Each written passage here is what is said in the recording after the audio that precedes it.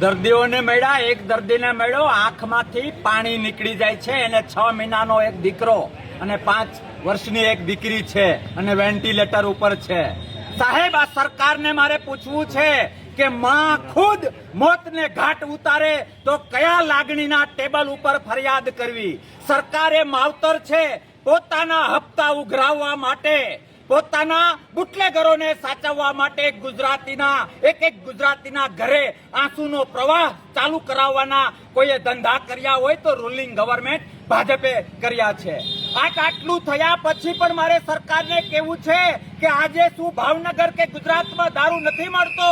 હું તમારા માધ્યમથી ચેલેન્જ આપું છું કે બીજેપીનો કોઈ મિનિસ્ટર કે એમએલએ આવે, પેલા એ દૂધનો ઓર્ડર આપે, પછી હું દારૂનો ઓર્ડર આપું. દૂધ પેલા જો દારૂ આજે પણ ન આવે ને તો જીવતા સમાધિ લેવા માટે તૈયાર છું. લોકશાહીના દુશ્મનો છે આ.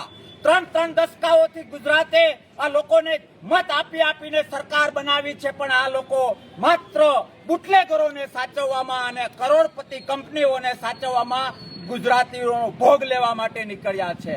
મારે તમારા માધ્યમથી સરકારને કહેવું છે કે શરમનો છાંટો હોય, લોકશાહી અને ગુજરાત પ્રત્યે થોડો ઘણો પણ પ્રેમ હોય તો તત્કાલ અસરથી સત્તા છોડી દેવી જોઈએ.